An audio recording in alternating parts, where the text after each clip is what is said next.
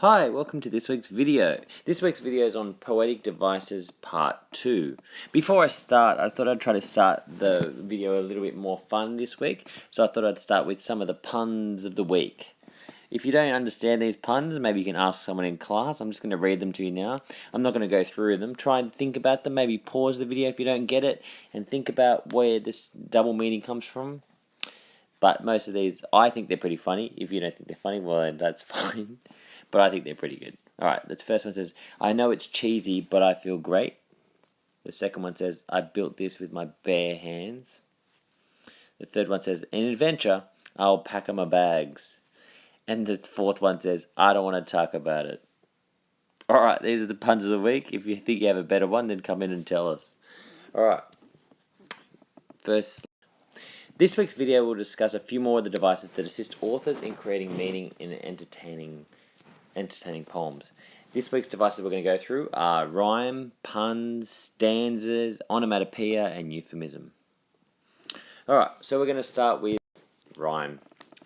Rhyme makes a poem a more pleasurable experience for readers, as the repetitive patterns give the poem a musical a rhythmic and a musical element.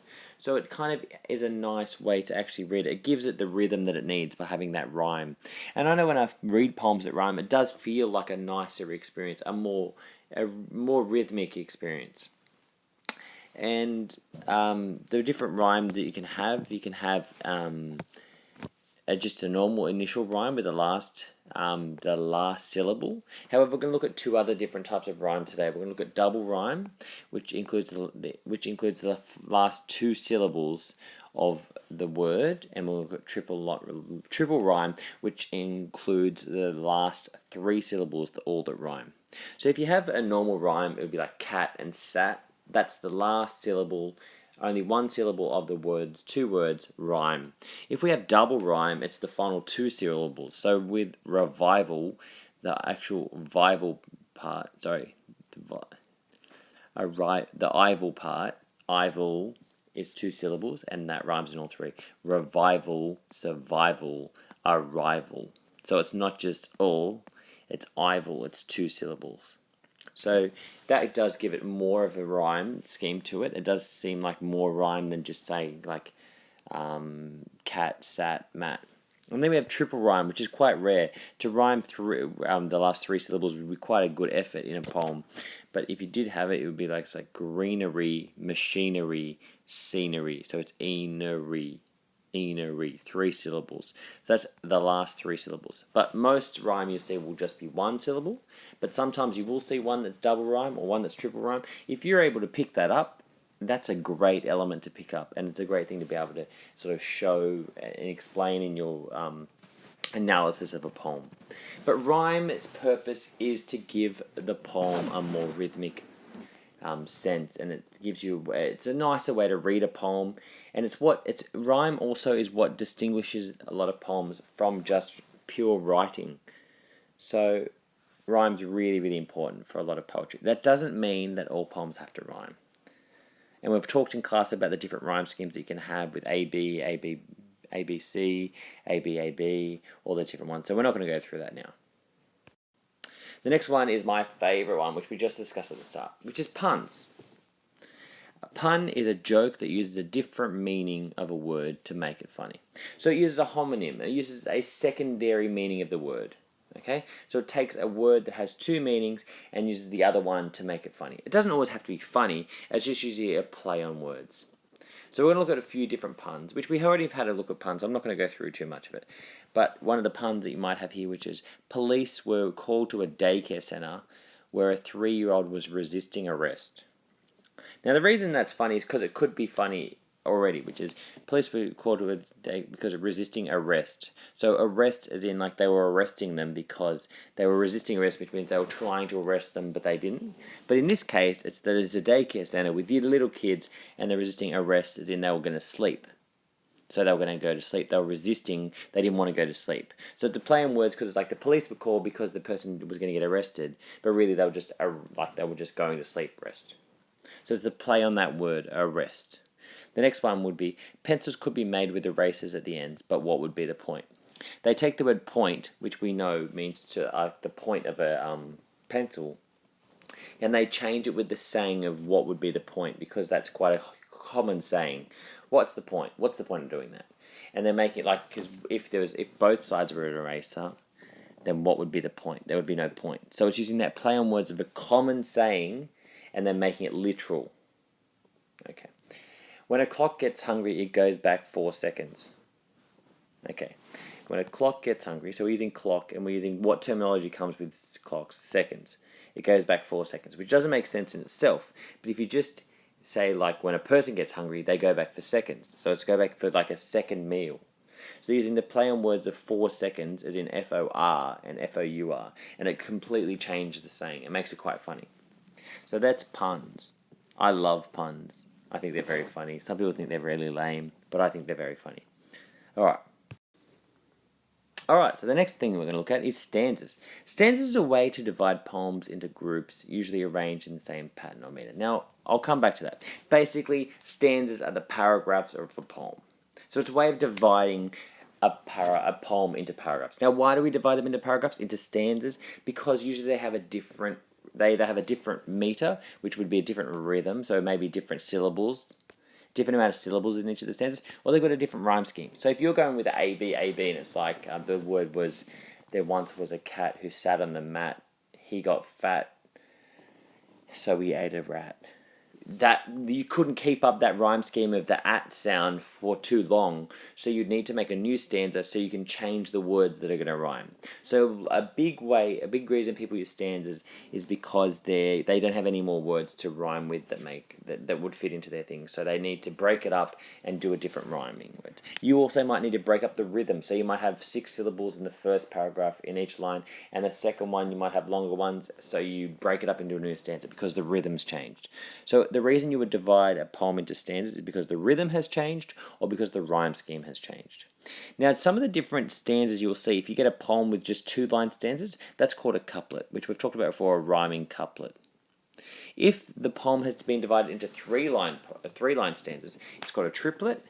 Now, this one here is a quatrain. Then we've got 5 lines as a quintet, 6 lines as a sestet, 7 lines as a septet, and one of the most common ones you'll see is an octave.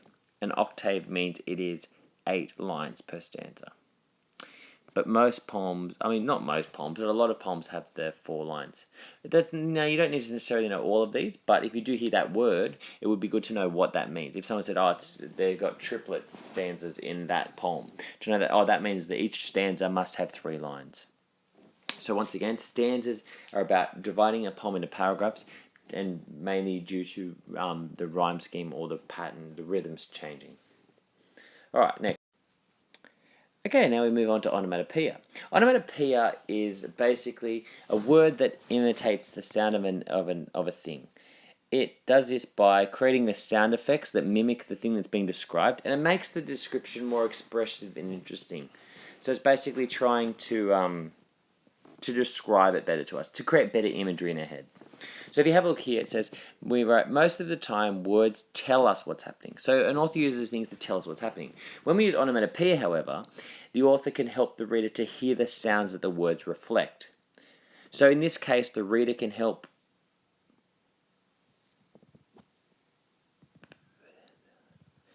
it should be, the reader can't help but enter the world created by the poet. It should be can't. So they're making you imagine that through their sounds, the words that they're saying, you can imagine the sounds that you're hearing, and you can visualize better with the imagery. So an example of how you would use onomatopoeia to better let someone explain, to better help someone create an image in their head, is if you had something like, the gushing stream flows in the forest, which is a much more meaningful sentence than just saying the stream flows in the forest. The gushing stream. Suddenly you've got this idea, you can hear the sounds, you can see it happening. The use of onomatopoeia really creates that image. The figurative language gives that picture in your head that you can create that image. So that's onomatopoeia. And I'll show you, there's so many words that have onomatopoeia in it. So what I did is just took a chunk of just S words, of just words that started with S, like smash, snip, splash, splat, splatter, splish, splosh, splatter, sputter, squawk, squeak, squeal, squelch, squish. which is only just a fraction of the S words. And so there's so many words that have onomatopoeia in it, especially SP words. I don't know why, but there's a lot of words that come with SP. Just to show you the enormity of how many words have onomatopoeia in it. Alright, so the last thing we're going to look at this week is euphemism. Now, I briefly discussed this in class, but I don't think we necessarily went into it enough. So I thought I'd use it in our video for this week. A euphemism is a polite way of saying a word that might otherwise be considered harsh or inappropriate or anything like that. So euphemisms help us, an author, to convey those ideas that are considered socially awkward or embarrassing to discuss. It allows writers to write figuratively instead of saying exactly what they mean. So if they said, oh, he died, they don't want to be that harsh or that forthcoming, so they use a word to discuss someone dying in a nicer way. Sometimes it's used to say things that are mean, but a nice way of being mean. Sometimes it's just used of like breaking something to someone in a nicer way because it's quite harsh. So it's basically supposed to be a polite way. Sometimes it's not polite, but it's supposed to be a polite way of saying something that could be considered to be harsh. So some examples: if you said someone passed away instead of they died. So you would say, oh, he's just passed away, instead of, oh, he just died. It's quite confronting to say that. So that's why we use other terms. It's like saying, like, let's say you're saying, oh, we let him go. So letting someone go instead of they fired someone. So if you worked at a bank and you go, oh, we had to let him go, because you don't want to say, oh, we fired him, because it's quite abrupt. It's quite a confronting thing to say. So using those words, those polite ways of saying things. We've talked about this one in class. Instead of saying someone's short, we say they might be vertically challenged. Instead of buying a second-hand car, you could buy a pre-loved car, because we're using a euphemism to give it a nicer meaning to that. If someone's going bald, we might say, oh, they're going a bit thin on top, instead of, oh, he's just gone bald. So euphemism is a polite way of saying something instead of saying the harsh version of it. So let's look at a summary of this week's video. We've looked at euphemisms, a polite way to explain something that's harsh, awkward, or difficult. Stanzas, which is the paragraphs of a poem that break up the rhyme scheme of a poem. We've looked at rhyme, the words that have the same ending and syllable sounds. Onomatopoeia, words that sound like the sound effects that it makes. Or puns, a play on words using double meanings. So these are the 5 things we've looked at this week. I hope that you've got a bit of a better idea. Make sure you look at the questions below in verso to see what questions you have to answer this week. Thank you.